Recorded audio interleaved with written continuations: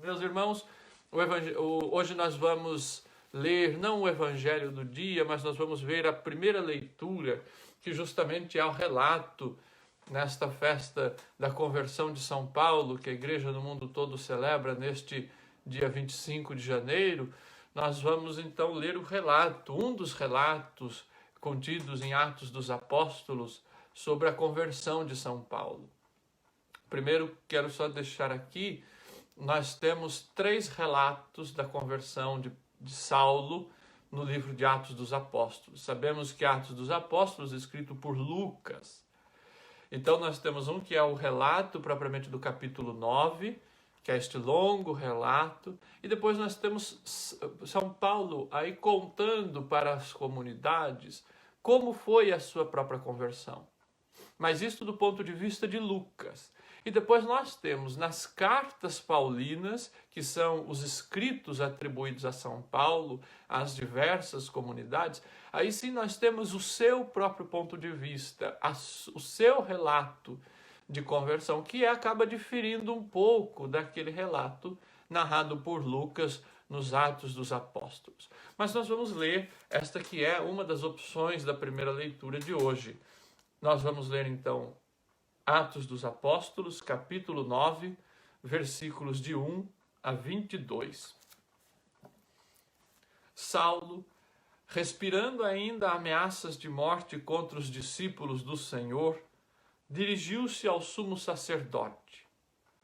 Foi pedir-lhe cartas para as sinagogas de Damasco, a fim de poder trazer para Jerusalém presos, os que lá encontrasse pertencendo ao caminho, quer homens, quer mulheres. Estando ele em viagem e aproximando-se de Damasco, subitamente uma luz vinda do céu o envolveu com claridade. Caindo por terra, ouviu uma voz que lhe dizia: Saulo, Saulo, por que me persegues? Ele perguntou: quem é, Senhor? E a resposta: eu sou Jesus, a quem tu persegues. Mas levanta-te, entra na cidade e te dirão o que deves fazer. Os homens que com ele viajavam detiveram-se, emudecidos de espanto, ouvindo a voz, mas não vendo ninguém. Saulo ergueu-se do chão, mas embora tivesse os olhos abertos, não via nada. Conduzindo-o, então, pela mão, fizeram-no entrar em Damasco.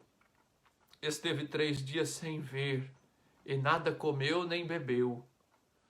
Ora, vivia em Damasco um discípulo chamado Ananias. O Senhor lhe disse em visão: Ananias. Ele respondeu: estou aqui, Senhor. E o Senhor prosseguiu: levanta-te, vai pela rua chamada direita e procura na casa de Judas por alguém de nome Saulo, de Tarso. Ele ora e acaba de ver um homem chamado Ananias entrar e lhe impor as mãos, para que recobre a vista. Ananias respondeu: Senhor, ouvi de muitos a respeito deste homem, quantos males fez a teus santos em Jerusalém. E aqui está, com autorização dos chefes dos sacerdotes, para prender a todos os que invocam teu nome. Mas o Senhor insistiu: vai, porque este homem é para mim um instrumento para levar o meu nome diante das nações pagãs, dos reis e dos israelitas. Eu mesmo lhe mostrarei quanto lhe é preciso sofrer em favor do meu nome. Ananias partiu, entrou na casa, impôs sobre ele as mãos e disse: Saulo, meu irmão, o Senhor me enviou. Jesus, o mesmo que te apareceu no caminho por onde vinhas. É para que recuperes a vista e fiques repleto do Espírito Santo. Logo caíram-lhe dos olhos umas como escamas e recuperou a vista. Recebeu então o batismo e, tendo tomado alimento, sentiu-se reconfortado. Saulo esteve alguns dias com os discípulos em Damasco e imediatamente nas sinagogas começou a proclamar Jesus, afirmando que é o Filho de Deus. Todos os que o ouviam ficavam estupefatos e diziam: mas não é este o que devastava em Jerusalém os que invocavam esse nome e veio para cá expressamente com o fim de prendê-los e conduzi-los aos chefes dos sacerdotes? Saulo, porém, crescia mais e mais em poder e confundia os judeus que moravam em Damasco, demonstrando que Jesus é o Cristo. Palavra do Senhor, graças a Deus. Amados irmãos e irmãs, nós hoje celebramos em toda a igreja, neste 25 de janeiro, como já dizíamos, a festa da conversão de São Paulo. São Paulo, que é um dos poucos santos na igreja que tem duas festas litúrgicas no calendário da igreja. São Paulo, assim como São José, assim como João Batista, assim como São Pedro, nós temos então duas festas dedicadas a ele. Esta de hoje, que nós celebramos a sua conversão, e a sua solenidade, que na verdade é a sua festa principal, que é junto com o apóstolo Pedro, que é quando nós celebramos o seu martírio, né? Que é lá em 29 de junho. Então nós temos hoje esta festa da conversão de São Paulo. Esta festa que foi iniciada na Igreja Latina no século VI, portanto já é muito antiga. E provavelmente 25 de janeiro deve ser a data em que os seus restos mortais foram transferidos para fora de Roma, onde está o seu túmulo, onde Paulo está enterrado, onde hoje é a Basílica Papal de São Paulo, fora dos muros de Roma. E nós temos então as principais informações que temos sobre a vida de Paulo, nós temos das próprias Sagradas Escrituras. Então nós temos estes relatos dos Atos dos Apóstolos, também temos relatos nas suas cartas, quando ele diz alguma coisa a seu próprio respeito para as comunidades, para mostrar como que a sua vida foi tocada pelo Senhor, como que a sua vida teve uma grande mudança, né? Então Saulo, nós conhecemos justamente como este personagem que perseguia os cristãos, este personagem que atacava os cristãos, este que foi o responsável pela morte de muitos que, como ele diz, seguiam o caminho. Era assim que ele se referia aos cristãos, aqueles que seguiam o caminho, porque o próprio Jesus havia se identificado no Evangelho de João: eu sou o caminho, a verdade e a vida. E Paulo, ele tinha esta função. Ele era um judeu. Paulo, então, uma breve biografia de Paulo: ele nasceu em Tarso, por isso, Saulo de Tarso, uma cidade onde hoje fica a Turquia. Era uma colônia do Império Romano, mas ele é filho de judeus, portanto ele é judeu, da descendência da tribo de Benjamim, e ele é profundamente enraizado no judaísmo. Ele é um homem que sempre foi apaixonado por Deus, sempre foi apaixonado pela religião. E essa perseguição que ele fazia no início de sua vida contra os cristãos era justamente porque ele acreditava na religião judaica e ele acreditava que atacando os cristãos ele estaria defendendo ali o judaísmo e defendendo o Deus verdadeiro. Então, certamente, esses ataques que ele fazia aos cristãos, no fundo ele tinha no seu coração uma motivação que era até bonita, que era este amor a Deus. Mas a compreensão que Paulo tinha de Deus era uma compreensão equivocada. Saulo ainda, ele tinha esta compreensão de que Deus era aquele ciumento e que tudo aquilo que fosse diferente do judaísmo era mau. Então, por isso ele ataca os cristãos. E ele mesmo diz, né, que ele perseguia os cristãos, que ele assistiu à morte de Estevão, que foi o primeiro mártir do cristianismo, o primeiro que deu a vida, a primeira testemunha, como ele próprio diz. E testemunha, a gente sabe, a palavra mártir significa justamente testemunha. Então ele diz que ele assistiu à morte daquela primeira testemunha cristã. Mas Saulo sempre foi este homem impetuoso, este homem apaixonado por Deus, mas que tinha sido formado nesta escola do judaísmo, nesta escola de Gamaliel, como ele diz, e justamente esta formação na escola de Gamaliel o fez um judeu muito estrito, este judeu extremamente legalista. E por isso que quando a gente olha para este episódio da sua conversão, a gente compreende ainda mais o tamanho da graça de Deus na vida de Saulo.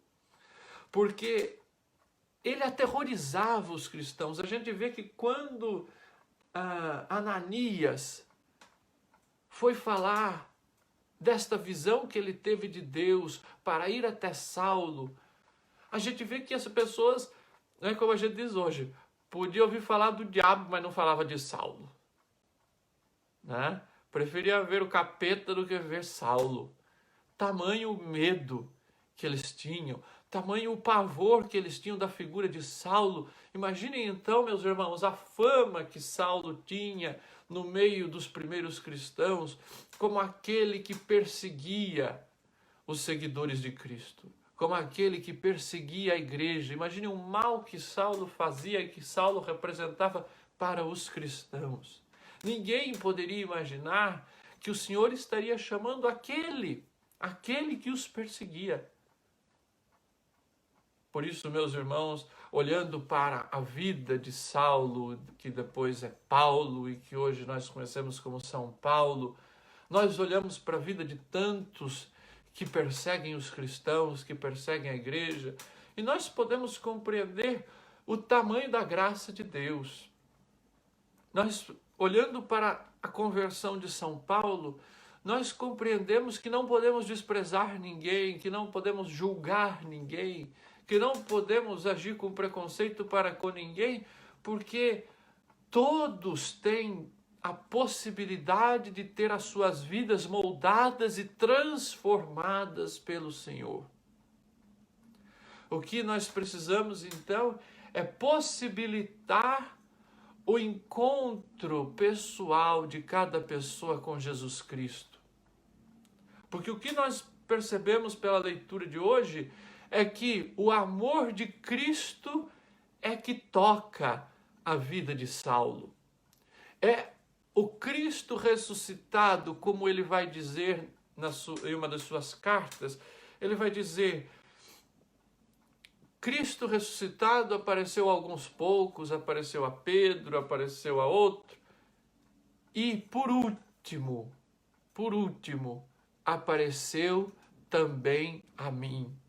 Então, Paulo já se coloca como aquele que é uma das testemunhas da ressurreição, do Cristo ressuscitado. Então, ele próprio classifica que este com quem ele encontrou no caminho de Damasco é o próprio Cristo ressuscitado, não é outro.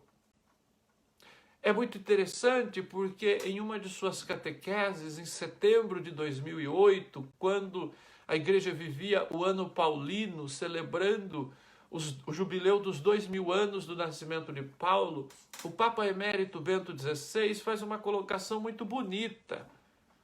Ele diz que a vida de Saulo só foi transformada, que Saulo conseguiu se converter porque ele não teve uma compreensão filosófica, psicológica, não foi um amadurecimento psicológico que aconteceu com Saulo, mas foi um verdadeiro encontro com o Cristo ressuscitado. Eu achei muito bonita essa colocação nesta catequese do Papa Emérito, porque ele diz: é só o encontro com a pessoa de Jesus ressuscitado que pode transformar a vida de Paulo. Porque este encontro de Paulo com o ressuscitado não foi uma transformação ideológica apenas, uma transformação psicológica, mas foi um processo de morte e ressurreição.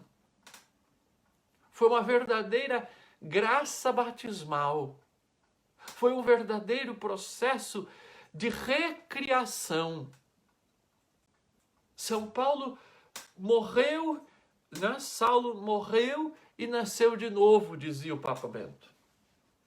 Só por isso ele foi capaz de ter esta mudança radical da sua vida, de alguém que perseguia, de alguém que sim, que já era apaixonado por Deus, mas que tinha uma compreensão de Deus totalmente equivocada. E ele é capaz então, deste episódio que nós lemos na primeira leitura de hoje, de ter esta mudança de chave. Foi um momento chave da vida de Saulo, que foi este encontro com o Senhor no caminho.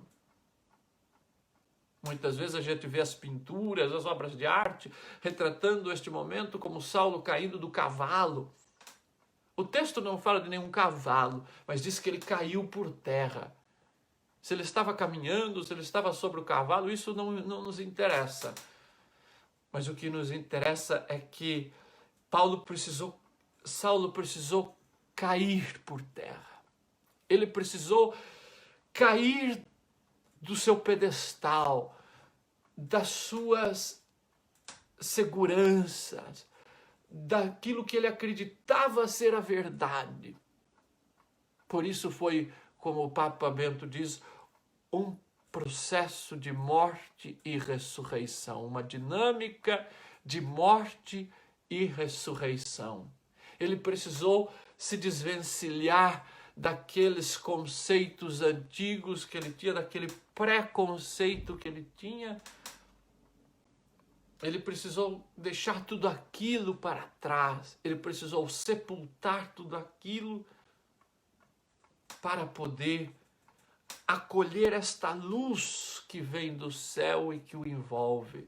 E nós sabemos, toda vez que vem uma luz do céu e que envolve alguém, nós sabemos que esta é a linguagem bíblica para dizer que a graça de Deus ali desceu, que Deus ali está se manifestando, é uma teofania, uma manifestação de Deus. Nós sabemos no batismo de Jesus, na sua transfiguração, que uma nuvem veio e cobriu com sua sombra, ou então que veio uma luz, ou mesmo com Moisés no Antigo Testamento, quando Deus ia falar.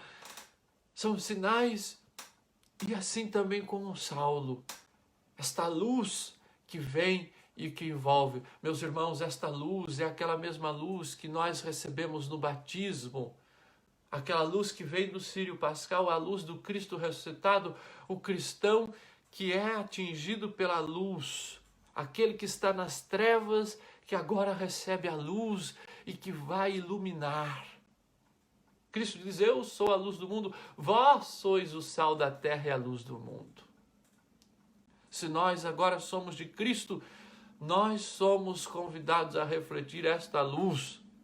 Somos lumen gentium, somos aqueles que refletem a luz das pessoas, a luz dos povos, que é o próprio Cristo. E veja que Jesus ressuscitado diz a Saulo, quando Saulo diz: quem é, Senhor? Ele diz: eu sou Jesus, aquele que você persegue. Veja, Saulo não perseguia diretamente Jesus, ele nunca tinha se encontrado com Jesus. Não nos esqueçamos que esse episódio foi logo ali depois dos anos 30, logo depois da morte e ressurreição de Jesus. Mas quando Jesus diz a Saulo: eu sou Jesus, aquele que você persegue, ele está dizendo: olha, quando você persegue os cristãos, quando você persegue aqueles que me seguem, quando você persegue os meus seguidores, é a mim mesmo que você persegue. É a mim mesmo que você mata. É aquilo que Jesus diz em Mateus, quando ele envia os discípulos. Ele diz, quem vos recebe, a mim recebes. E o oposto também é verdade. Quem os rejeita, a mim rejeita. Então Paulo, enquanto perseguia os cristãos, enquanto perseguia a igreja, ele também perseguia o próprio Cristo. Era o próprio Cristo que ele estava perseguindo. Assim também hoje no mundo secularizado em que vivemos, quando perseguem os cristãos, nós vemos nas zonas de guerra quantos padres, quantos missionários são atacados, são levados, sequestrados, levados em cativeiro. Por quê? Porque são ali o sinal da presença de Cristo. Quando os cristãos sofrem zombarias, é ali um sinal da perseguição ao próprio Cristo. É um sinal. Então a perseguição à igreja é uma perseguição ao Cristo. Quando incendeiam as igrejas, é um sinal da perseguição ao próprio Cristo. Aqui na Irlanda, a gente vê, anos atrás, foi aprovada, né, a lei do aborto, que deixa de ser um crime, em um país que sempre foi muito católico, mas que também, porque não era este catolicismo de atração, de levar o amor de Cristo às pessoas, mas muitas vezes um catolicismo legalista demais. E aí as pessoas criam esta rixa contra a igreja, e contra a igreja, contra o Cristo. Por quê? Porque ainda, assim como Saulo, não conhecem o Cristo verdadeiro. Conhecem muitas vezes um Cristo que foi mal apresentado, e aí perseguem o Cristo. Perseguem a igreja, perseguem o Cristo. Atacam a igreja, atacam o Cristo, muitas vezes porque não conhecem ainda o Cristo. Não é? Então, por isso que eu digo, antes de nós julgarmos as pessoas, nós precisamos possibilitar a elas este encontro com o Cristo. Saulo, ele não estava mal intencionado, ele tinha um ímpeto de amor por Deus dentro de si, mas ele não conhecia esse amor verdadeiramente. O Deus que ele conhecia era o Deus da lei, era o Deus que os fariseus o apresentaram. Ele não conhecia ainda este Deus de Jesus Cristo, ele não conhecia ainda este Jesus Cristo que, quando veio e o cobriu com a sua luz, fez nele uma transformação. Fez nele uma transformação.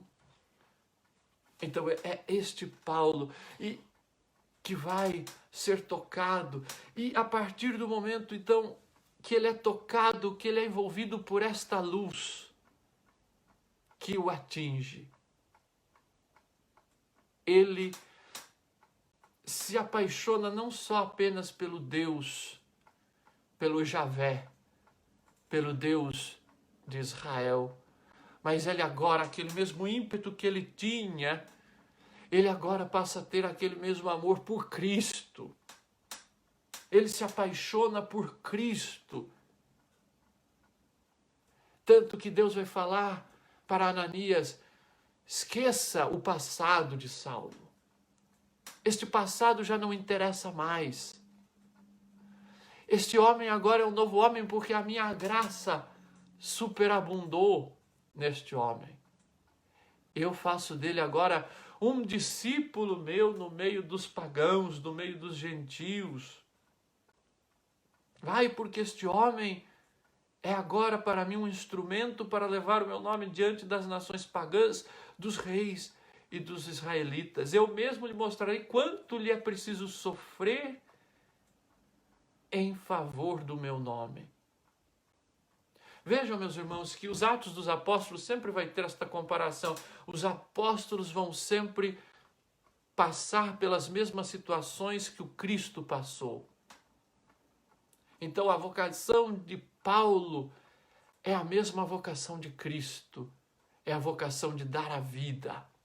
É a vocação de ir a todos os povos, assim como Jesus não se limitou àquele grupo ali de Jerusalém, mas ele foi às periferias. Saulo também, agora Paulo, vai às periferias do mundo para levar o evangelho. E é muito bonito que aí Paulo vai comprovar nas suas cartas as palavras do Papa Emérito na sua catequese lá em 2008. Aquele processo de morte e ressurreição. Paulo vai dizer: para mim já nada mais tem sentido. Para mim o dinheiro, o prestígio, a fama, a vida, a morte, nada disso mais interessa. Porque para mim agora viver é Cristo e morrer para mim é lucro. Porque viver é Cristo.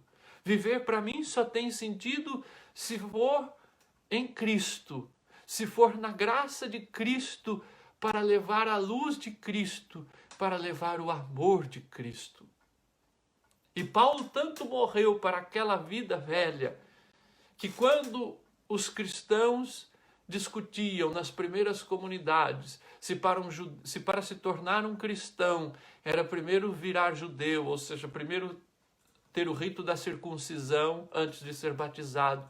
No Concílio de Jerusalém, Paulo vai ser aquele que, vindo do judaísmo, vai dizer: não precisa se tornar judeu, basta ser cristão, basta aderir a Cristo, basta receber o batismo, porque o batismo faz com que morramos para a vida velha e nasçamos para a vida nova. Paulo, então, foi essa capacidade. E Paulo escreveu, não é? Se fordes sepultados com Cristo no batismo, renascereis uma nova criatura.